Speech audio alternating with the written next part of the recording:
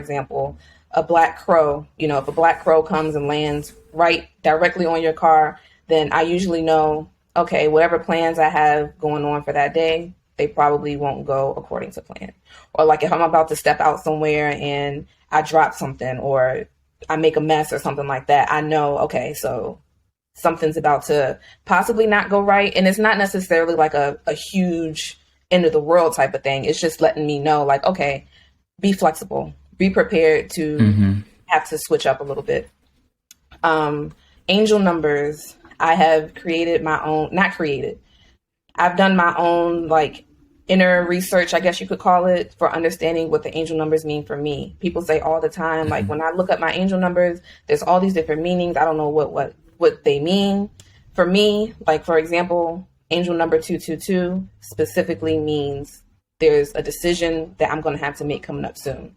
I'm not saying that's what it means for everyone, but over time in my journal, I'll like document, okay, I saw 222 today. What happened today? What does this look like? And over time, I've been able to realize, oh, okay, I saw 222 and then I had to make the decision. Okay, look, still that same nigga. Like I lied. Okay. I done grew so damn much, even I don't know who the fuck I am. One of my biggest fears is risking it all and end up in that jam. Keep me in your back pocket, I promise you that bitch won't jam. Where you at? Somewhere at the top. I've been going so hard, my haters sick, I know they mouth drop. Around my neck and wrist, I got some crystals, this is not a rock. Blew up in my city, they surprised, but I am not shocked. Yo, y'all. Welcome back, man. Welcome back to the Words from RJ podcast. I hope y'all been doing good, taking care of yourself, man. Listen. We got a special guest. All right. We got a special guest on the building now. This is, I think, maybe my second female guest on the show, man. I have a lot of, male guests. I was like, man, let's just switch it up. I wanted to get her on the show like some months ago, man. We had, she was busy and we finally here, man. Perfect timing, y'all. So she has a bachelor's degree in psychology, right? Her master's degree in social welfare from UCLA in 2021, right? She has since gone on to obtain a professional certificate, right, in spiritual healing, all right? I want to introduce to you guys none other than Syggaaa, man. Welcome to the podcast, y'all. Tell the people who you are and what you do. Thank you. Hey, RJ. Thank you for having me. I'm excited to be here. Yes, my name is Syggaaa. I am most known for like my TikTok videos, Instagram, and now becoming more on YouTube. I'm a social worker. I work in the foster care system right now, and I'm eventually going to transition into being able to do spiritual healing full time. But I'm from Richmond, Virginia, currently in Los Angeles. Moved here about 4 years ago for grad school and just decided to stay out here.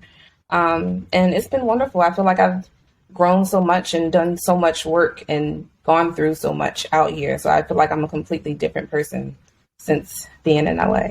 So yeah, I'm happy to be here.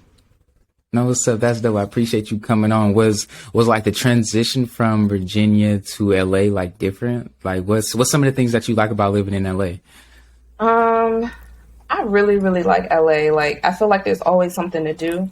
And also I feel like Los Angeles is very evolved in certain ways. In some ways it's not. Some things do piss me off, like the homeless population, the dirty streets and some things like that. But for me, I feel like I've done some deep shadow work here that I feel like LA has allowed me to do that because I've found a group of people out here that are kind of on the same journey as me. And when I first moved out here, it was like I felt alone. Like I didn't know anybody. I don't have any family out here. It was really just me. But as I started getting my crew together, my circle, it got better. I really feel like it depends on the people that you have around you out here. Because some people don't like it because they're like, oh, everybody's fake and everybody's this. But it's like you got to find your people. And then once you're doing that, it gives you freedom to like explore the city. There's nature. You can go hiking. You can go to the beach. You can see the mountains from the beach. Like what? I love the mountains. I love water. I just love nature in general. So LA is for me. No, for sure. I'm definitely a big, huge nature fan myself. I'm in Indianapolis. So if I have a few Indianapolis listeners. So if you guys are here in the city, you guys should check out Murat Park. All right. It's very, very beautiful, bro. It's top tier. And also 100 acres if you guys like going to nature parks and stuff like that. So Syggaaa, right? How did you come up with your name? Does it have like a meaning or something to it? It does. So I'm also a professional dancer, which I don't post on my page anymore, but I used to be heavy, like into dance. And I used to choreograph my own videos, do the entire production. I did everything from wardrobe all the way up to creating the shot list with a videographer and also doing editing afterwards. And I was really in my editing bag, and my dad is a director, editor, all of that for Capital One. And I grew up watching him do that stuff. Like as I'm doing it, as I'm editing, all I can think about is my dad. So like his nickname is Jig, and my name that my family calls me is Asada, but Sada for short. So I was like, Jig, I want to take a spin on that, like pay respects to my dad because I feel like I'm coming up under him. So I was like, Jig, okay, I'm gonna take the S from Sada, Sig. So some people do call me Sig, and I was like, but I want it to be my own. Like, how can it be from my dad, but still my own? So I was like, Syggaaa.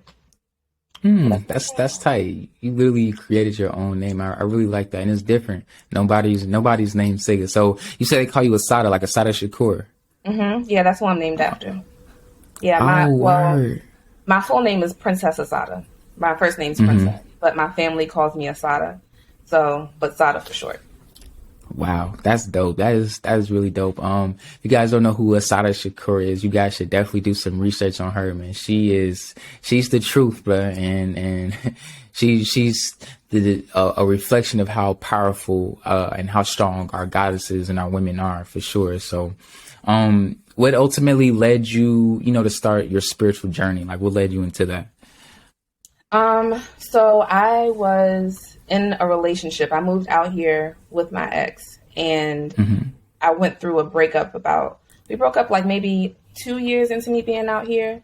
And I realized in that breakup that there was so much of me attached to that relationship. So when we broke up, I was like, who am I? Like, what is this? Who am I? What do I like? What do I expect? What are my expectations from others, from myself? What is self-love? Like, I had all of these questions and no answers. And the way we broke up also was like some dirty stuff happened, like I felt very betrayed, and I just felt super low. Like I was at the lowest point that I've ever been. And I was like, I don't ever want to be here again. And I want to build myself up from a place of love, like a place of deep understanding of myself and others, and being able to connect in ways that I've never done that before. And honestly, like spirit just kind of led me to everything that I needed to be led to. I listened a lot to like Abraham Hicks and Muji Baba. I don't know if you've ever heard of him, but my mom, she was already on all of that. So like she introduced me to these very influential spiritual speakers way before I was into it. And I was like, oh, okay, that's cool. Never really listened, But then I was like, hold up, I need something to grasp onto right now, because I didn't want to self-soothe in unhealthy ways. So I was like, what can I do? I was desperate for like information, just spiritual help. So thanks to her, I, started listening to some people, and I just started getting new viewpoints on life, viewpoints on how I can love myself, viewpoints on how, like, where I fit into the bigger picture, and really being able to realize that me fitting into the bigger picture doesn't have anything to do with any other physical being. Like, it has everything to do with me and my internal connection with my, higher, whatever you want to call it. Some people call it God. I call it like my spirit guides, ancestors, my loved ones in heaven. And that's where it all stemmed from. And from there, I started reading books. I started, doing research. I started meditating, inner research on myself. And from there, I've just been growing more and more. Like I'm still learning more and more. And there was a point where I was like, wow, I'm not even the same person from last week. Like, I was learning so fast, reading so much. So that's how I got to where I am now. I still have more work to do, and I'm excited to do that work. I love understanding myself deeper. Now, yo, listen, I know you're enjoying this episode. I get it, but I have to make time for the sponsorship for this podcast episode. All right. This episode is brought to you by Zencastr, y'all. Listen, Zencastr makes podcasting so easy. Podcasting remotely can be challenging, but it don't have to be. All right. With Zencastr's all-in-one web-based solution, it makes the process quick and painless, y'all. Like the way it should be, honestly. And if you know me, you know I'm obsessed with quality. Like I need quality things, right? And Zencastr not only provides crystal clear sound, but they also provide a gorgeous HD video as well, y'all. So y'all need to check out Zencastr. Not to mention, it's easy to use as well. You feel me? So listen, use my code and you will get 30% off your first 3 months using the professional account. All right. So listen, go to zencastr.com/pricing /words from RJ. That's WORDSFROMRJ. All right. Go get your 30%. The link is also going to be in the description of this podcast episode. Let's get it.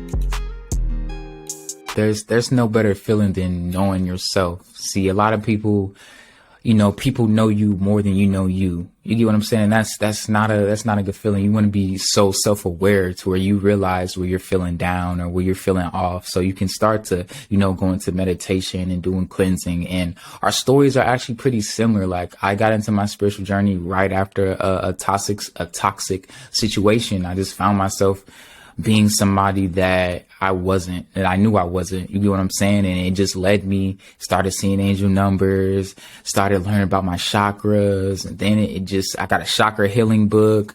Then from there, it was just like, it was only up. And I found out who RJ truly was. Then I learned about this matrix that we're all in. And so it was just, I can relate to a lot of things that you were just saying. I read when I was doing some research on you, I was seeing that you do some readings as well. And when you do readings, you're absorbing energy. So I do consultations. I do one-on-one consultations. I help people heal. And I also do like podcast consultations, right? So me personally, I know that, you have to absorb a lot of people's energy. You get what I'm saying? So a lot of us, we work jobs, right? And we're constantly around people 24/7. We're constantly around these energies 24/7. So what are some ways that you protect your energy? Great question. So with my readings and even with my one-on-one sessions and stuff, I have a ritual that I do that involves sage, crystals, and meditation. And I use that ritual to open up the portal of connection with, I call in my spirit guides. I call in the spirit guides of whoever I'm giving a reading to or connecting with, to help move forward, everything that we're doing in that session. And then after the session is over, I close that portal. I close that line of communication. And I'm like, I've given what I can in this space. I showed up to the space fully.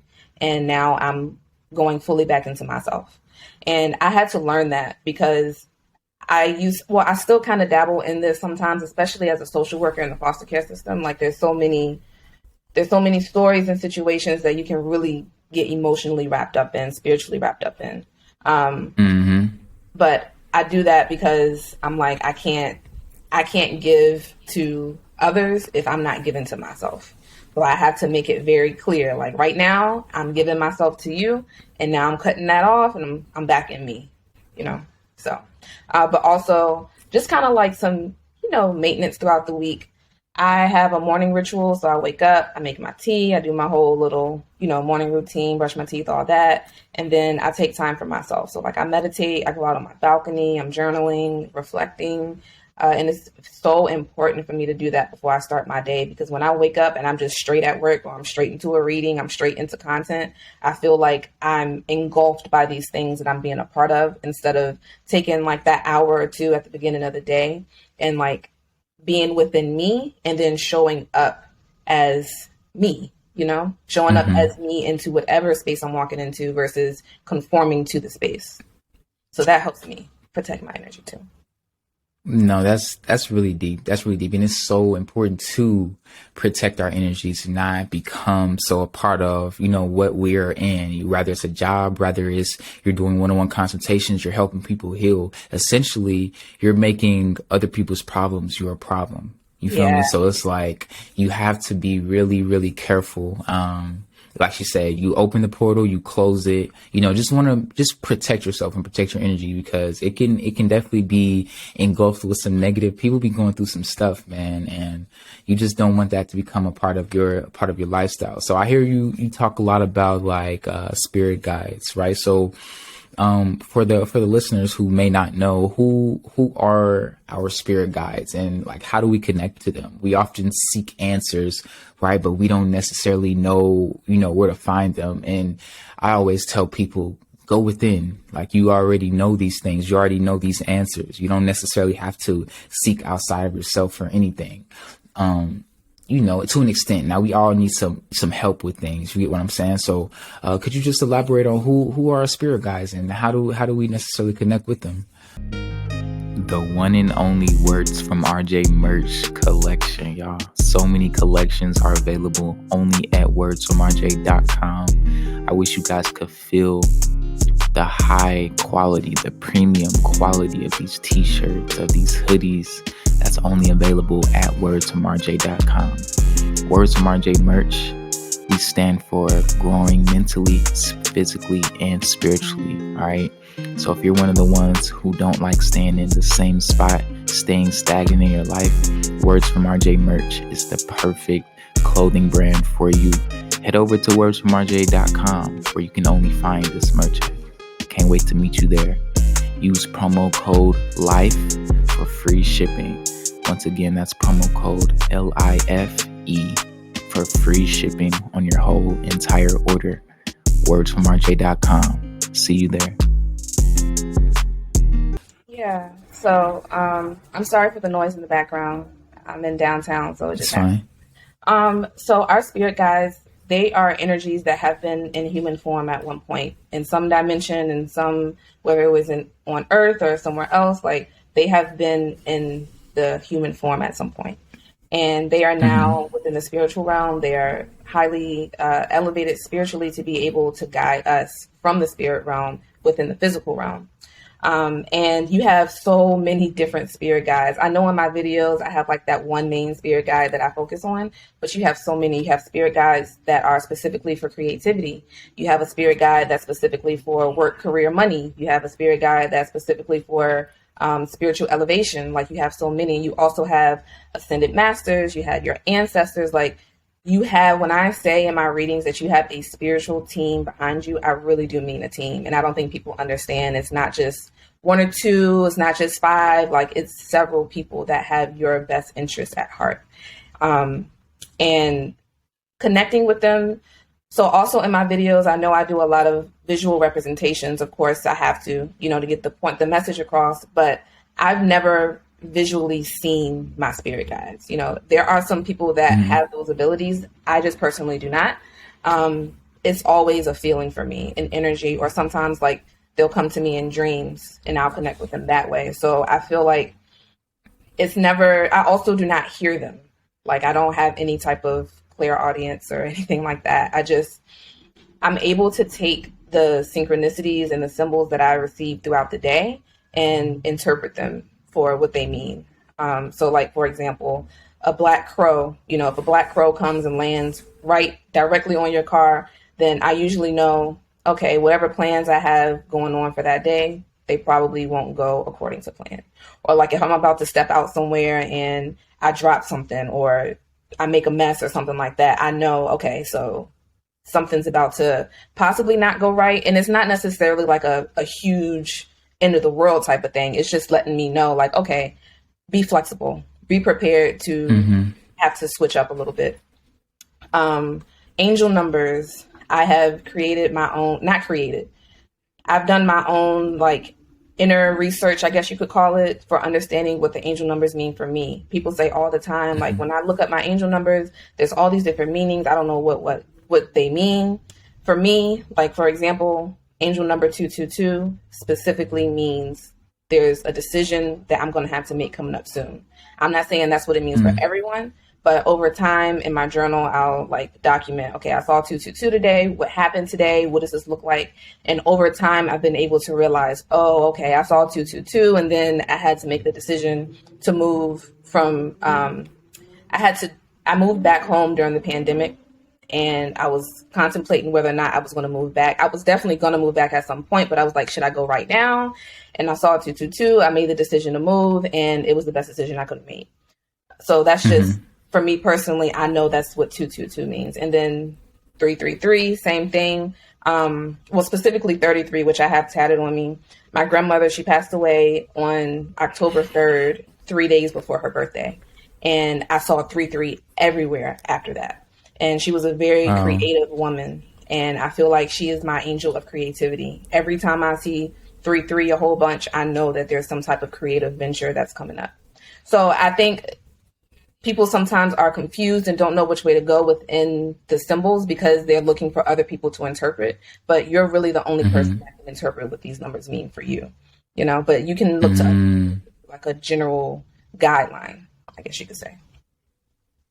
No, for sure. And I love that. And I feel like that has a lot to do with trusting your intuition, right? Yeah. Which leads to our next question. But I do want to touch on this a little bit. I see angel numbers all the time. You know, it could be 222, or you might look at the clock. It's like 3:55. You might see it on a license plate or whatever the case may be. So people, you just got to pay attention. Like these signs, whatever you've been thinking about, you see a number. Okay, what have I been recently thinking about? What am I currently dealing with? Do I need to make a decision? Do I need to remove some people out of my life? Do I need to, you know, act on this decision or whatever the case may be? You ultimately can get an idea from Google or YouTube, whatever the case may be. But I feel like ultimately you do need to, you know, decide what the numbers mean to you for you. I feel like they all have a different meaning for everyone. Like I said, trusting the symbols and trusting the signs, it has a lot to do with, you know, intuition. A lot of people sometimes be like, bro, I knew it, bro. Or they'd be like, something told me to choose this, but I didn't. Now you're dealing with the consequences for not trusting yourself. Right. So can you kind of talk about like the importance of, you know, trusting your intuition? Because, man, I feel like I've learned some really valuable lessons for simply not trusting myself. So I feel like it's really big a part of, you know, life in general and spirituality. Yeah, yeah.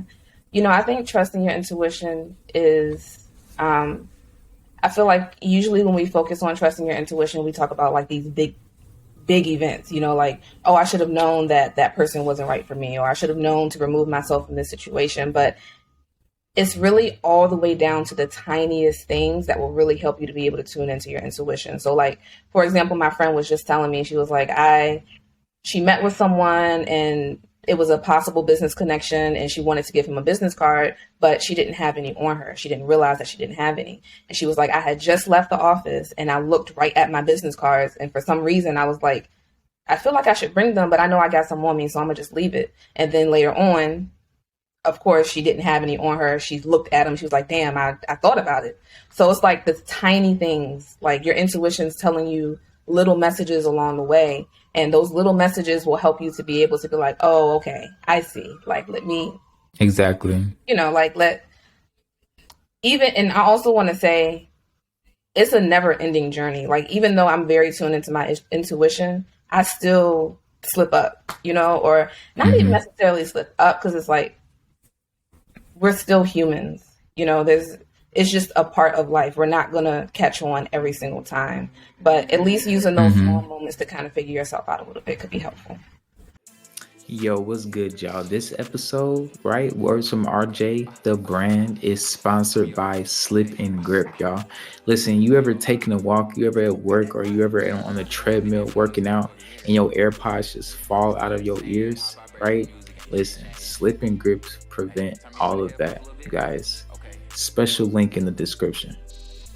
The Slip and Grip ear covers, literally, I've never had my AirPods fall out of my ears while having these on. I actually use these a lot, especially me running on a treadmill or just simply walking, bro.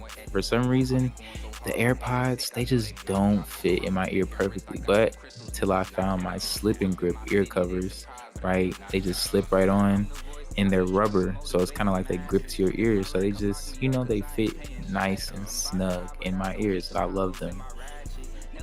Here is my AirPod case, right? AirPods are out. I'm about to put them in with the Slip and Grip ear covers on it.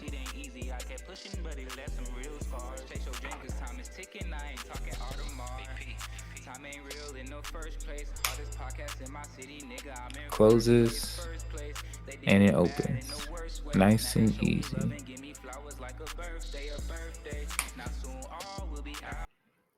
Only available at wordsfromrj.com. That's WORDSFROMRJ.com. Can't wait to see you there. No, for sure, man. Trust yourself. All right. If you're listening to this podcast, you're watching this episode, trust yourself. All right. Another thing I want to touch on, most of my listeners are women. All right. So I want to talk about this question is specifically for the women. All right. Society downgrades women like so much, from people calling them bitches to making stripping so like normal.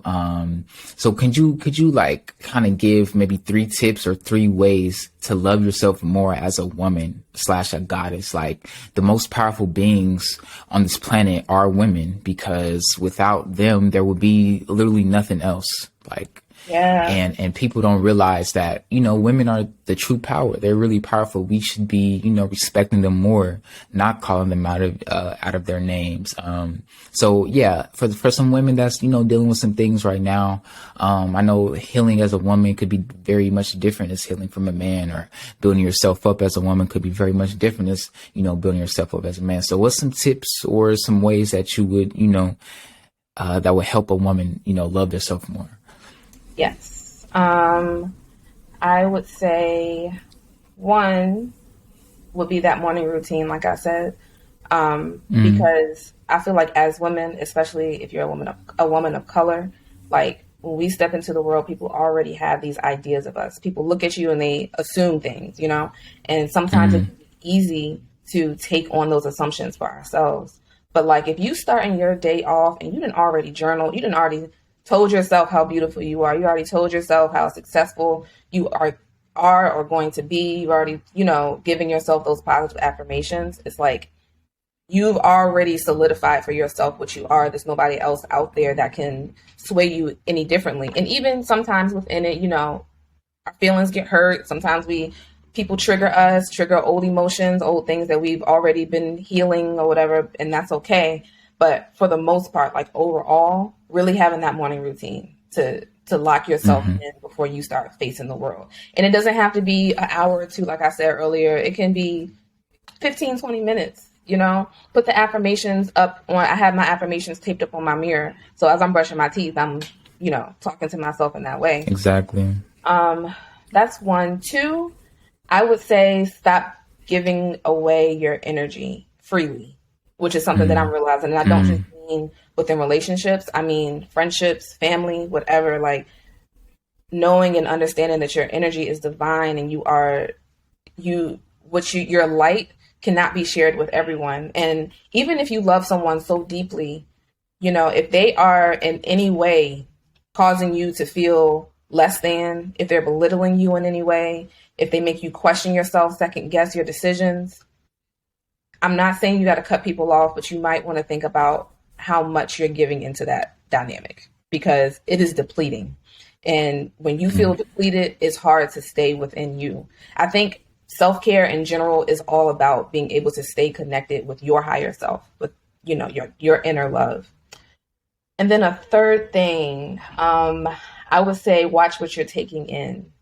Watch what you're putting into your body. That could be food. That could be Instagram accounts that you follow, TV shows that you watch, whatever it is. Anything that is adding to these ideas that you are this or you're that or you can't, or that's bringing you any type of anxiety, I would say lay low on it. There are high vibrational foods. There are low vibrational foods. I'm not perfect within this. I have my times where I'm like, yeah, fruits, vegetables, and then I have my other times where I'm going through the drive-through. It is what it is. It's a never ending up and down, but I would say to at least be aware, so that know what you need to do to be able to move from your highest self. And that means doing these things that I have mentioned, and you don't have to be perfect in it. I'm not perfect in it. I don't think anyone's really perfect in it. It's just at least knowing with that like your spiritual home, like going back to home base, knowing what you need to do to get realigned. No, for sure. I love that. I loved every tip that you gave. Specifically the last one, watch what you're taking in.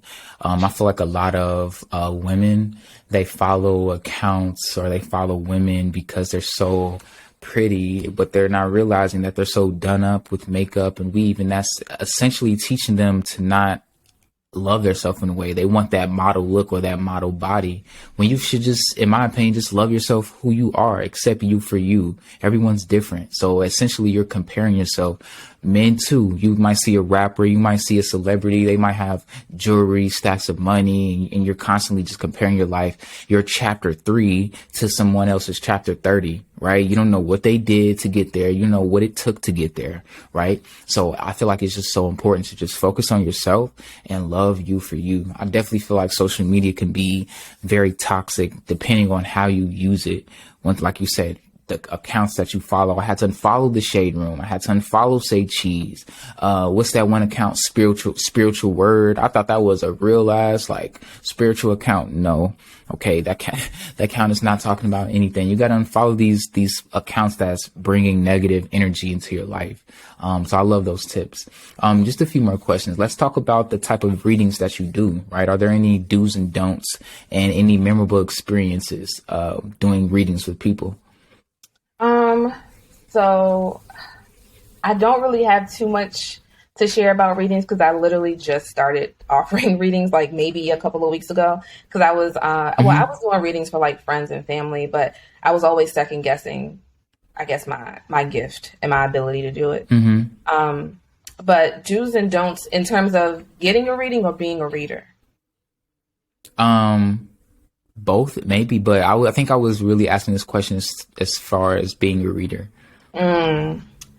Do's, absolutely open up that channel and then close that channel afterwards. You have to. I would say tuning into yourself to allow yourself to tune into the energy of the space. I have gone into readings and, I'm just like, oh, the reading starts at 2. I'm gonna just log on at 2 with my cards. And it's like, no, it's deeper than that. It's a process. It's a setup. It's a connection. So being serious about it, not just because I feel like I really honor and respect when people pay their money to have a reading by me. And I'm not about to show up half-assed for nothing, because people really be going through stuff. People really be looking for answers. So just, if you're going to be a reader, please take it seriously. Like, these are people's lives, Any experiences? I'm trying to think. Honestly, me starting my YouTube channel and just channeling messages, because when I'm doing those readings, there's no one there specifically that I'm talking to. I'm just like, in general, before the reading, I'll say, Spirit, please connect me to whoever this message is for. I don't know who it's for. And then posting it and getting the feedback and realizing, oh, this was for you. Like, this was for y'all. Like, that's I love that feeling. I'm just like, yes, I'm so glad that I always try to make my readings like powerful, and I always try to say inspiring things. I'm never like, I'm not going to say I'm never, but I try not to focus on one specific thing. Like, I'm not just going to do a bunch of love readings. Like, our life is not only about relationships. I try to incorporate career. I try to incorporate that internal work, like shadow work, all of that. I try to make it very well-rounded, I guess you could say. So yeah. For sure. What are some books that you recommend someone's trying to elevate their spiritual journey? Give us your top 3. Give us your top 3. Okay, so the very, very first book that I read when I started my spiritual journey was Think and Grow Rich by Napoleon Hill. This book, have you read this?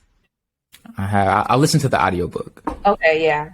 I had to read the actual books. I don't do well with listening for some reason. But this book, on my second time reading it, after I was deeper into my spiritual journey, I realized that I don't agree with all of the things that it speaks on. But when I was first starting off, this really helped me be able to realize that you really can do, like, you can create and manifest whatever you want. Um, let's see. Got to re-listen to that one. Yeah. There's also a version. What is it called? I can't think of the name of it, but you can probably just Google it. There's another version specifically for like people of color within the diaspora. And then The Alchemist. This is probably my favorite book ever. Like I reread this whenever I need to.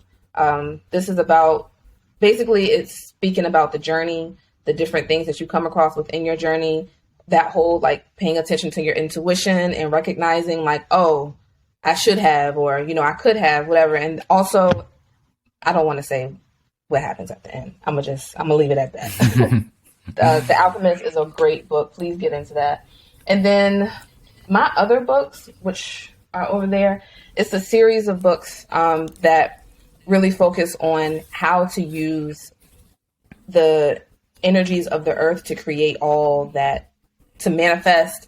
Like it talks about herbs and essential oils and crystals and all of the energies that surround them and how to use them within spells, or how to just use them within your daily life to really enhance your manifestation powers.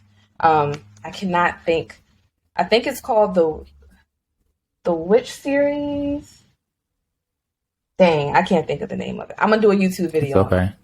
That's okay. Yeah. Go subscribe to the Syggaa's YouTube channel. I'm gonna have all her links in the description. Don't even worry about it. Okay. I got you. I'm gonna have your link tree in the description. Cool. And very last question: any upcoming projects coming from Syggaaa, and where can people find you at? Upcoming projects. I'm really focused right now on my YouTube channel. That's new. I just started posting like 3 days ago. I'm going to be posting readings. I already got full moon readings up there. I got readings for the month of October. I'm also going to be doing a lot of dream interpretation there. So like we had these dreams, like last night I had a dream about like this deep ass pool, and looking up, what does that mean? Like water is connected to your emotions, colors, animals, actions that you're doing. Like we're going to be going through all of that, so that you can kind of have some knowledge on what your higher self, your spirit guides are trying to tell you through your dreams. I'm gonna be talking about what is shadow work, what are some shadow work techniques that I can do, journaling techniques, how to connect with my spirit guides, all of that. Like where this whole channel is just totally about spirituality and the different aspects of it and how you can connect with it. So you can find me on YouTube. What's the name of your channel? The Earthly Spirit Guide. THEE. Earthly Spirit Guide. You can find me on Instagram and on TikTok at Syggaaa, Sygggaa. And that's where I am right now. Yeah. Yes, ma'am. Like I said, I'm going to be sure to include all her links, y'all. So if you're listening on Apple Podcasts, just check the description. If you're watching on YouTube, just click the description and go check out her page. Go show some love, y'all. I definitely appreciate you coming on the podcast. It was definitely an honor having you on here. I learned some stuff. I'm sure the listeners learned some stuff. So once again, I just appreciate you coming on here. Much gratitude to you. Of course. Thank you for having me. The energy was so like perfect. I felt like I could really tune in and say what I needed to say. So thank you for having me. It was great. No problem, y'all. Y'all got to stay tuned to the Words from RJ podcast. More special features coming, man. I got some big stuff coming for y'all. Hope y'all enjoyed the episode. I love y'all, man. Peace.